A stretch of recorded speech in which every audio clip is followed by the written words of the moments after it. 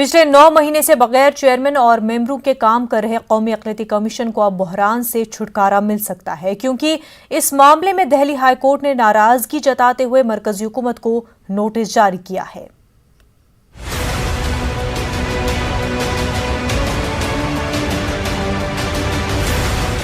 अक़लियतें यानी मुस्लिम, सिख, ईसाई, बौद्ध, जैन और पारसी फ़िरक़े से जुड़े लोगों के साथ भेदभाव, इम्तियाजी सलूक और नाइंसाफ़ी के खिलाफ एक्शन लेने का काम कौमी अक़लियती कमीशन करता है।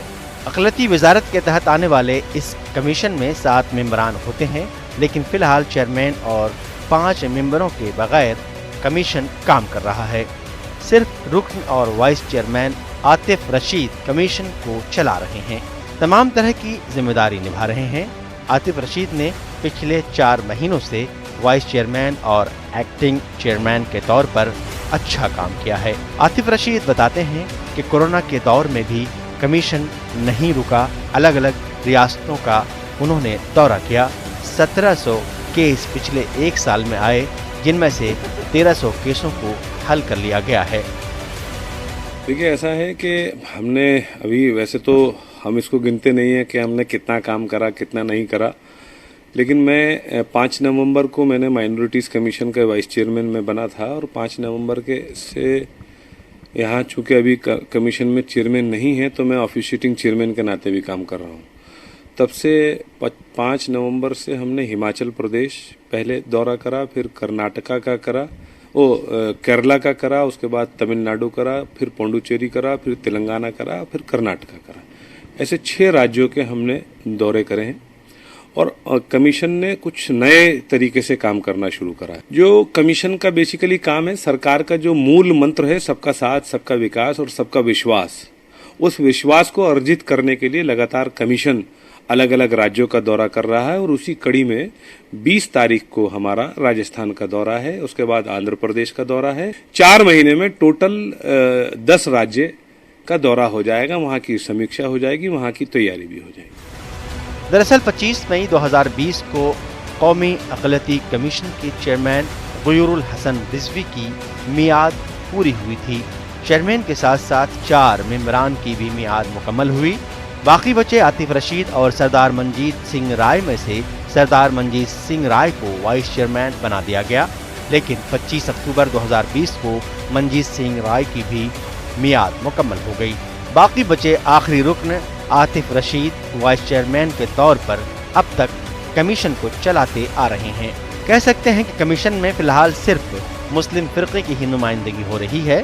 हाल ही में यह मामला दिल्ली हाई कोर्ट गया, जहां पर हाई कोर्ट ने लंबे अरसे से खाली पड़ी सीटों पर नाराजगी जताई और सरकार को नोटिस भी जारी किया। इस पूरे मामले में सरकार के जवाब पर दिल्ली हाई कोर्ट ने नाराजगी जताई है और सरकार से सीधा सवाल किया है कि वो 1 हफ्ते में बताए कि आखिर कितने दिनों में कौमी अक़लियती कमीशन में जो 6 वैकेंसियां खाली पड़ी हैं उनको भरा जाएगा। कैमरामैन अंकित जैन के साथ खुरम शहजाद, न्यूज़ 18, दिल्ली। आज महाराष्ट्र असेंबली इजलास के आखिरी रोज कानून साज असेंबली में मुसलमानों को 5% रिजर्वेशन की फराहमी पर ऐवान में आवाज बुलंद करते हुए महाराष्ट्र समाजवादी पार्टी लीडर और रुकने असेंबली अबू आसिम आजमी ने सरकार से जवाब तलब किया कि जब हाईकोर्ट ने मुसलमानों की तालीमी पसमानदगी के पेश नजर रखते हुए तालीम के मैदान में मुसलमानों के रिजर्वेशन को बरकरार रखा है, तो ये सेक्युलर सरकार मुसलमानों को रिजर्वेशन की फराहमी में कोई फैसला क्यों नहीं करती।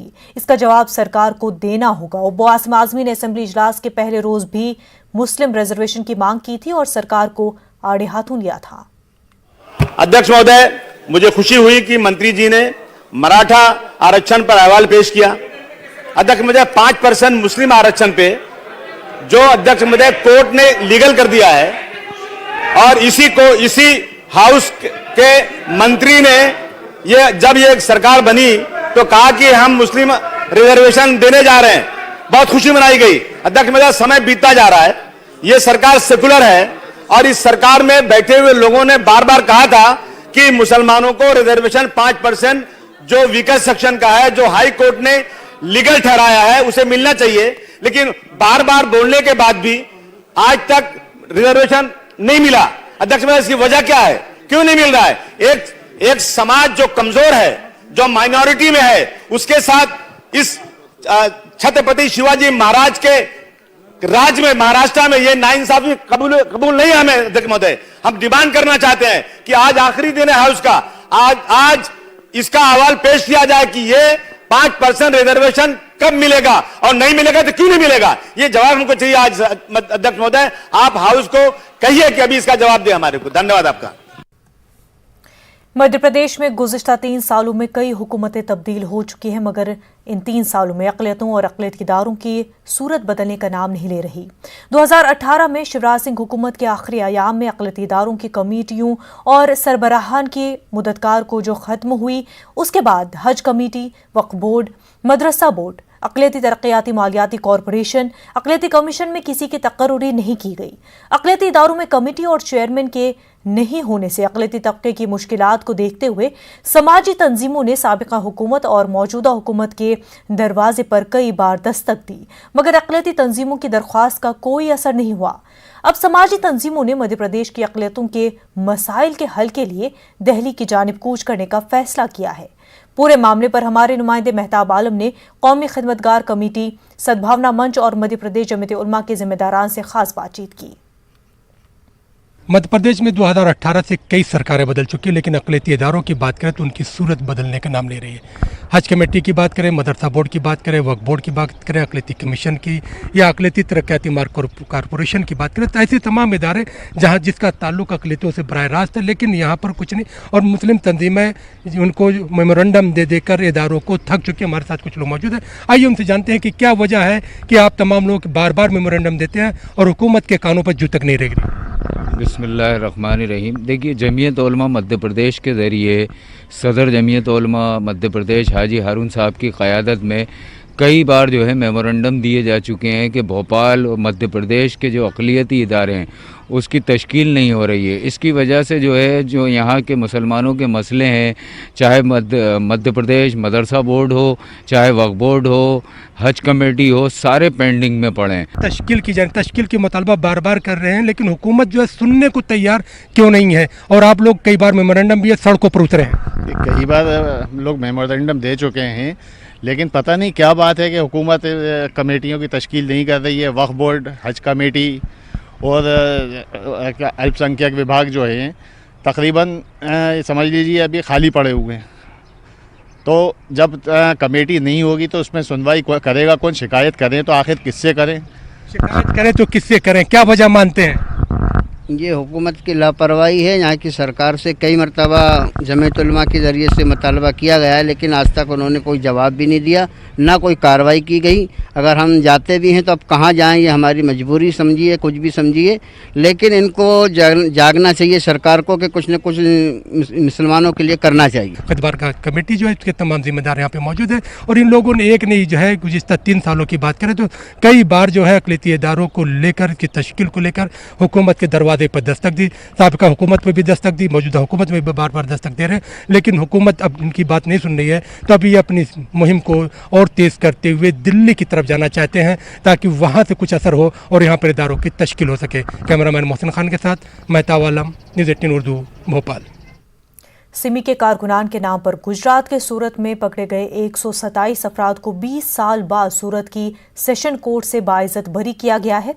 बाइज्जत बरी होने वालों में सनरसीदा आलमदीन मौलाना अताउर रहमान वजदी भी शामिल है, जिनकी उम्र आज तकरीबन 86 साल है। इन सैकड़ों अफराद में औरंगाबाद के ज़ियाउद्दीन सिद्दीकी और जालना के इलियास भी शामिल हैं, जिन्हें अदालत ने क्लीन चिट दी है। ये फैसला 6 मार्च को सुनाया गया। ज़ियाउद्दीन सिद्दीकी ने एक प्रेस कॉन्फ्रेंस में इस की रुदाद बयान की और दावा किया कि वो कल भी बेकसूर थे और आज भी बेकसूर है। अब अदालत की भी इस पर मोहर लग चुकी है। हमारे नुमाइंदे अजहरुद्दीन ने 20 साल कानूनी जंग के बारे में ज़ियाउद्दीन सिद्दीकी से बातचीत की। हाल ही में आए सूरत की सेशन कोर्ट के एक फ़ैसले में अदालत ने 127 अफराद को बाइज्जत बरी किया है। इन बरी होने वाले अफराद में औरंगाबाद के ज़ियाउद्दीन सिद्दीकी साहब भी हैं। ये बरात तकरीबन 20 साल बाद मिली है। ज़िया भाई से जानने की कोशिश करते हैं ये सब कुछ कैसा रहा। जी जी। फिर सबसे ज़्यादा ये टेररिज्म की बात को हाइप अप करने के नतीजे में पुलिस और एजेंसियों को जो फ्री हैंड मिला, घरों में घुसना, तलाशी लेना, जलील करना और बार बार पुलिस स्टेशन बुला के दिन भर बिठा देना, ये ऐसी एक ज़िल्लत थी जो हमने बरसों बर्दाश्त की। आखिर में 6 मार्च 2021 को कोर्ट का डिसीजन आया कि अब आप बरी हैं। बहुत इस पर तो हम अल्लाह का शुक्र अदा करते हैं कि बहरहाल बरी हो गए, लेकिन जिस वक्त गिरफ़्तार हुए थे उस वक्त भी बेकसूर थे और जब बारात का ऐलान हुआ उस वक्त भी हम बेकसूर। लेकिन ये बेकसूरियत के दौरान जो 20 साल हमारे बर्बाद हुए, जो परेशानियां और जो मुसीबतें उठाई लोगों ने कि हर महीने में जाकर कोर्ट की डेट लेना और अगली डेट। वक्त हो गया एक छोटे से ब्रेक का।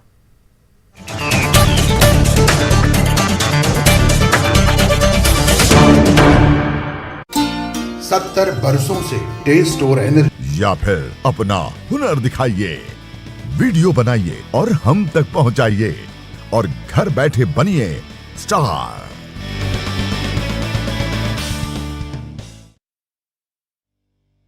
न्यूज 18 इंडिया आपका पसंदीदा नेशनल न्यूज चैनल उपलब्ध है डिश टीवी के चैनल नंबर 663 और D2H के चैनल नंबर 306 पर। कोरोना की हर खबर देखते रहिए न्यूज 18 इंडिया पर। 5 बजे, 6 बजे, 7 बजे या 8 बजे अलार्म आपको हर सुबह सिर्फ नींद से उठाता है, पर जगाता है क्या? मुल्क की हर खबर पर रहेगी हमारी नजर, इसलिए हम लेकर आए हैं आज की ताजा खबर। सुबह के 9 बज चुके हैं। ताजा खबरों की शुरुआत करेंगे, लेकिन सबसे पहले नजर हेडलाइंस पर। तो अब सिर्फ उठिए नहीं, जागिए। मुल्क के हर कोने में फैला है जहरीली वबा का कहर, लेकिन हर वक्त हर पल मुस्तैदी से निभाते हैं हम अपनी जिम्मेदारी, ताकि मिले आपको हर शहर की हर खबर। देखिए खास बात इंडिया न्यूज 18 उर्दू पर।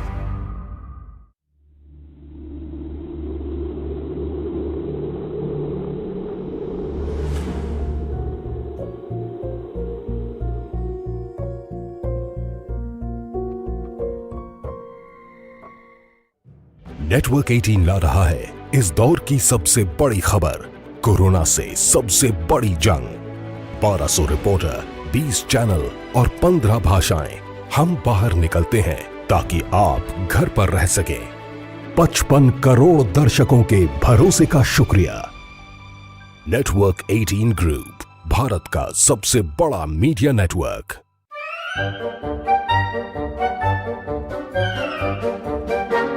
अखबार हुआ ठप, आउटडोर हुआ बेकार, टीवी ही दे रहा है विज्ञापन को तेज रफ्तार।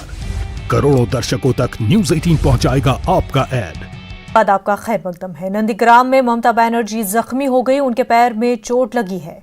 ममता ने कहा, मुझ पर जानबूझकर हमला किया गया है। वहीं इलेक्शन कमीशन ने इस मामले में रिपोर्ट तलब की है। तो बीजेपी ने कहा, हमदर्दी हासिल करने के लिए ममता ड्रामा कर रही हैं।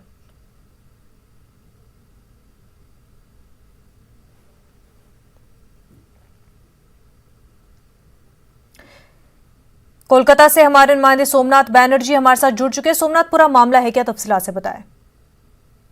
देखिए, अभी चीफ मिनिस्टर ममता बनर्जी वो पहुंच ही रहे हैं।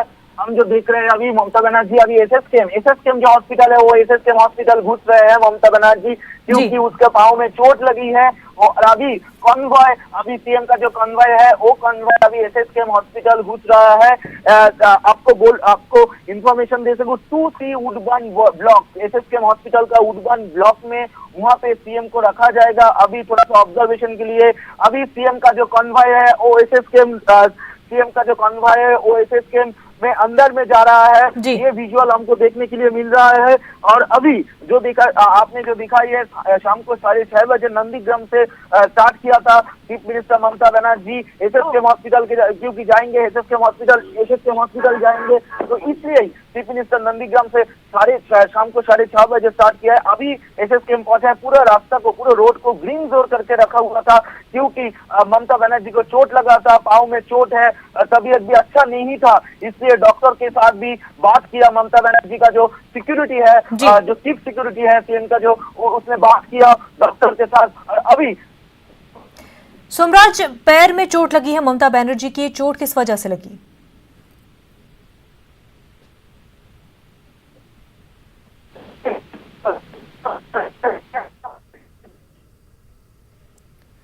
सोमराज, आप तक हमारी आवाज पहुंच पा रही है? तो नाजरीन, आप टीवी स्क्रीन पर इस वक्त विजुअल्स देख सकते हैं। नंदीग्राम में ममता बनर्जी जख्मी हो गई, उनके पैर में चोट लगी है। ममता ने कहा कि उन पर जानबूझकर हमला किया गया है। इलेक्शन कमीशन ने इस पूरे मामले पर रिपोर्ट तलब की है। वहीं बीजेपी का कहना है कि यह हमदर्दी हासिल करने के लिए ड्रामा किया जा रहा है। हमारी नुमाइंदा शबाना हमारे साथ जुड़ चुकी है। शबाना, चोट की वजह जहां ममता बनर्जी की कह रही है कि जानबूझकर हमला हुआ है, वहीं बीजेपी कह रही है कि यह ड्रामा है। बिल्कुल, जिस तरह से आप देखें कि ममता बनर्जी ने नंदीग्राम में आज एक रैली की थी और रैली करने के बाद वो नॉमिनेशन फाइल करने गई थी। नॉमिनेशन फाइल करके जब वो निकल रही थी तो उनको देखने के लिए वहां औरतों की काफी भीड़ थी। ममता बनर्जी ने सबों के साथ मुलाकात की और उसके बाद वो एक के बाद एक दूसरे मंदिर पे गई और उसके दौरान ही जब वो मंदिर से निकल रही थी तो ममता बनर्जी का जो बयान सामने आया है कि जब वो निकल रही थी तो 4-5 लोगों ने उन्हें धक्का देने की कोशिश की, उन्हें जख्मी करने की कोशिश की और उनके पैरों में चोट लगा है, जिसकी वजह से वो जख्मी हुई है, काफी जख्मी हुई है। और ये ममता बनर्जी ने उस हालत में भी, जैसे वो जख्मी हुई थी, उस हालत में भी उन्होंने कहा था कि ये मेरे खिलाफ साजिश है और मुझ पर हमला करने की कोशिश की गई है।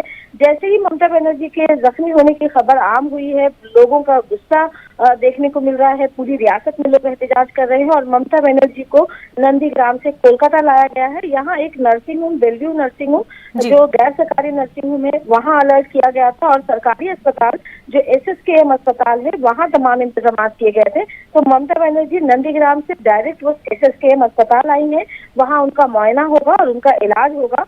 लोगों में गम और गुस्सा है। हालांकि बीजेपी के जो बड़े लीडरान हैं, जिनका बयान सामने आ रहा है कि ये सब कुछ लोगों की तवज्जो हासिल करने के लिए की गई है, लेकिन आज जिस तरह से आप देखें कि नंदीग्राम में जो सुबह से जो माहौल था कि एक तरफ ममता बनर्जी पहुंची थी नंदीग्राम और उन्होंने रैली की थी, आवाम से खिताब किया था और उसके बाद वो मजार पे गई, फिर वो मंदिर गई, लोगों से मिलने की कोशिश की और उसके साथ साथ दूसरी तरफ शुभेंदु अधिकारी भी पूरी तैयारी के साथ आज नंदीग्राम में मौजूद थे। उन्होंने इलेक्शन ऑफिस का इफ्तिताह किया था और एक जलसे से भी खिताब किया था। तो दोनों तरफ से ही जो तैयारियां थी वो खास थी, बीजेपी की तरफ से भी और तृणमूल कांग्रेस की तरफ से भी। बहरहाल ममता बनर्जी थी और ममता बनर्जी की जो ये कोशिश होती है कि वो लोगों के करीब से करीब जाने की जो कोशिश थी, उसी कोशिश में वो आज जिस तरह से मंदिर गई थी और मंदिर से निकल रही थी, जिसके बाद उन पर, जैसा कि ममता बनर्जी ने कहा है कि उन पर हमला किया गया है, तो लोगों में गम गुस्सा है। और ये जो मामला है ये पूरी तरह से अब सियासी रंग लेगा ये मामला, क्योंकि जो तृणमूल कारकुनान है वो रियासत भर में इसके खिलाफ एहतजाज कर रहे हैं।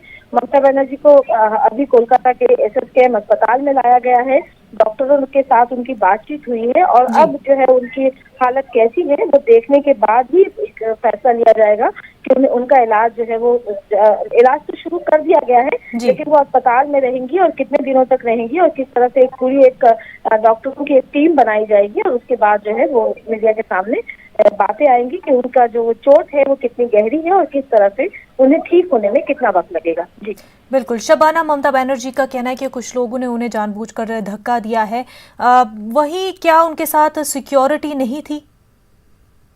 देखिए, सिक्योरिटी के तो काफी सख्त इंतजाम थे। हम लोगों ने जब नंदीग्राम का दौरा किया था तो वो मकान जहां ममता बनर्जी ठहरेंगी, फारूक अहमद के घर को पूरे छावनी में तब्दील कर दिया गया था। तो वजीर आला के साथ उनकी अपनी एक सिक्योरिटी होती है और सिक्योरिटी के खास इंतजाम होते हैं, लेकिन जिस तरह से वो अपने घेराबंदी को तोड़ते हुए ममता बनर्जी जिस तरह से लोगों से मिल रही थी, वो एक बड़ी बात थी कि कहीं ना कहीं वहां पर एक चूक हुई थी कि जब वो मंदिर से निकल रही थी और एक के बाद दूसरे मंदिर का उन्होंने दौरा किया था, 3 मंदिरों का उन्होंने दौरा किया था। नॉमिनेशन से पहले जो वो थी वो मंदिर गई थी और नॉमिनेशन के बाद भी वो मंदिर गई थी।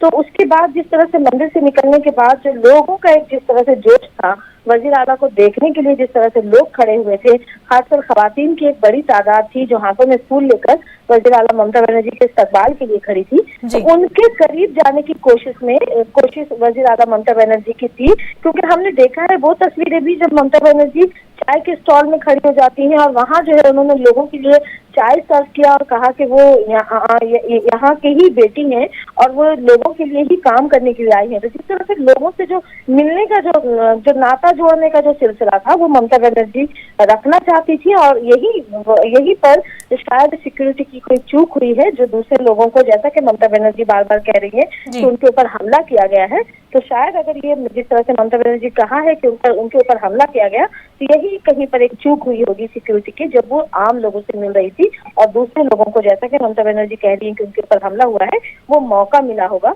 और उस तरह से ममता बनर्जी को काफी चोट लगी है। जी तो शबाना, जानबूझकर हमला करने वाले जब वो वहां से निकले हो तो कोई आई विटनेसेस जिन्होंने उनकी पहचान की हो?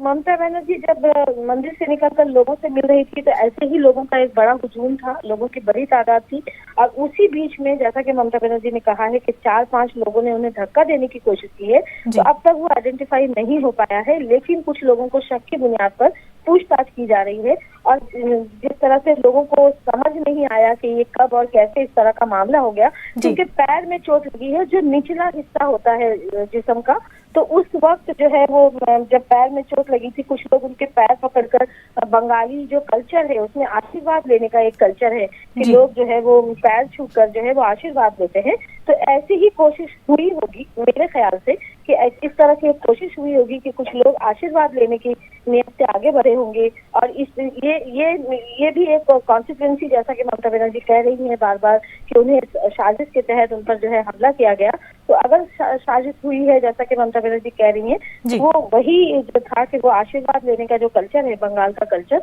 तो वो पैर छूकर आशीर्वाद लेते हैं, तो वो उस वक्त जो है इस तरह का हमला हुआ है, इस तरह के जो है हादसा हुआ है जिसमें ममता बनर्जी जख्मी हुई है, तो शायद लोगों को इस तरह से समझने का मौका नहीं मिला होगा। और जब ममता बनर्जी को चोट लगी, जब वो दर्द से कराहने लगी, तो वो जो है वो पूरे इलाके में, तो जिस जगह पे वो थी, वो अफरा तफरी मच गई, और पहली कोशिश ये हुई कि किस तरह से ममता बनर्जी को जो मेडिकल हेल्प है वो दिया जाए।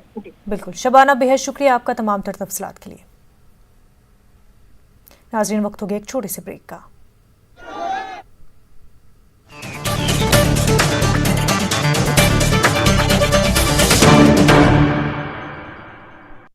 MDH बिरयानी